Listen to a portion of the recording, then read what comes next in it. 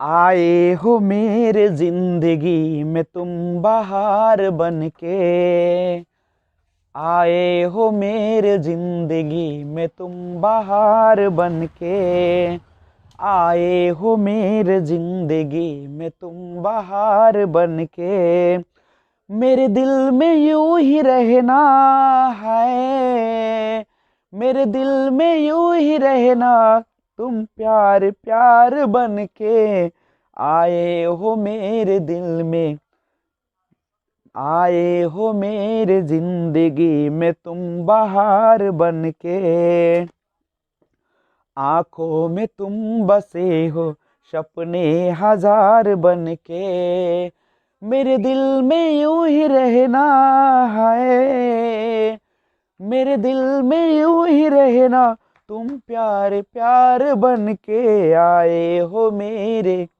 जिंदगी में तुम बहार बन के। Hello friends, this is Vijay Raj Pushp and welcome to learner eyes by VRP. देखिए, सीटेट के लिए सबसे महत्वपूर्ण क्वेश्चन जो कि आपका औपचारिक और अनौपचारिक से पूछे जाते हैं, फॉर्मल और इनफॉर्मल लर्निंग के बारे में। तो आइए हम लोग जानते हैं इससे रिलेटेड कैसे प्रश्न आते हैं, किस प्रकार से इसको सीखा जाता है और किसे हम फॉर्मल लर्निंग और किसको इनफॉर्मल लर्निंग के नाम से जानते हैं। सबसे पहले आप यह जान लें कि लर्निंग होती क्या है। लर्निंग क्या है? तो सिंपल सी बात है कि आप कहीं भी जाते हैं, किसी भी जगह रहते हैं, किसी भी अवस्था में होते हैं, तो जो कुछ भी आपने जाना, जो अर्जन किया, वो सारा का सारा लर्निंग कहलाता है। और वह एक उद्देश्य पूर्ण भी हो सकता है, बिना उद्देश्य का भी हो सकता है, और इसकी कोई समय निश्चित नहीं होता है। तो जनरली हम लोग दो तरह की लर्निंग की बात करेंगे। एक है जहां पे औपचारिक, तो दूसरी है अनौपचारिक। औपचारिक क्या होता है? जो एक क्रमबद्ध तरीके से, एक व्यवस्थित तरीके से किसी खास स्थान पर और एक नियम कानून को पालन करते हुए जो कुछ भी अधिगम होता है, वह सारा का सारा एक औपचारिक अधिगम कहलाता है। और जनरली यह शैक्षिक संस्थानों में योजना पूर्वक शिक्षक द्वारा एवं पाठ्यक्रम के बीच होने वाली क्रियाओं के द्वारा होता है। यानी सिंपल समझिए कि आप एक ऐसे स्थान पर होते हैं जहां के नियम कानून और वहां के योजनाबद्ध जो तरीका होता है, उसके अनुरूप जब आप कार्य करते हैं, उसके अनुरूप जब अपने व्यवहार में परिवर्तन लाते हैं, तो वही कहलाता है आपका औपचारिक।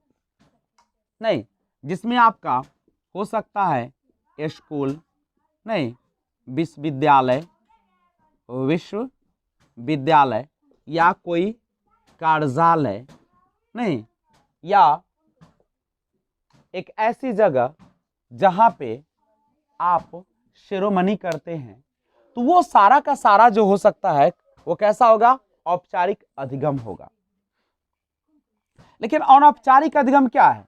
एक ऐसा अधिगम जो कहीं भी, किसी भी अवस्था में, किसी भी हालात में और किसी भी तरीके से किया जाए, वो आपका अनौपचारिक अधिगम होता है। जैसे घर है, परिवार, समाज, स्थान विशेष, समाचार पत्र, पत्रिकाएं, रेडियो, चलचित्र, दूरदर्शन आदि द्वारा जो कुछ भी हम सीखते हैं, जो कुछ भी जानते हैं, वह हमारा अनौपचारिक अधिगम होता है। जैसे खेल के मैदान, तो खेल का जो मैदान होता है, आप उसमें बच्चे जब जाते हैं तो किसी भी प्रकार से चले जाते हैं, लेकिन क्या विद्यालय में आप जाएंगे तो किसी प्रकार से तो नहीं जा सकते। उसके लिए ड्रेस कोड होता है, उसके लिए बैठने का अलग एक स्थान होता है, एक विशेष तरीका होता है, बोलने का एक तरीका होता है। लेकिन खेल के मैदान में तो आप कुछ भी बोल देते हैं, नहीं।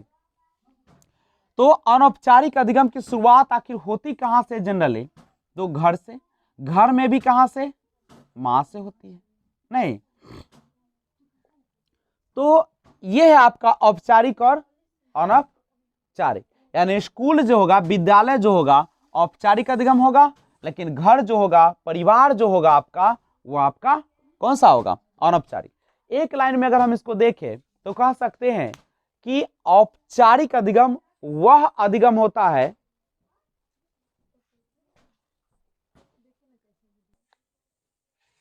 तो ध्यान दिया जाए, पता है कि औपचारिक अधिगम वैसा अधिगम होता है जिसमें एक विशेष प्रकार के साजो सज्जा की जरूरत होती है, एक नियम कानून की जरूरत होती है, लेकिन अनौपचारिक अधिगम में किसी भी प्रकार के साजो सज्जा की जरूरत नहीं होता है, वह किसी भी प्रकार से हो सकता है। तो ये था आपका वेरी वेरी इंपॉर्टेंट सीटेट के लिए, जिसमें एक क्वेश्चन इससे पूछे ही जाते हैं। क्वेश्चन आ सकता है कि बताइए निम्नलिखित में से कौन सा अनौपचारिक अधिगम का उदाहरण है या कौन सा औपचारिक अधिगम का उदाहरण है। तो अगर ये और जानना चाहते हैं डिटेल में तो इसके लिए संपर्क बनाए रखें, और अगर आप नए व्यूअर्स हैं तो इस चैनल को सब्सक्राइब कर लें और बेल आइकन को ऑल पे प्रेस कर लें ताकि वीडियो अपलोड करूं सबसे पहले आपको नोटिफिकेशन मिले।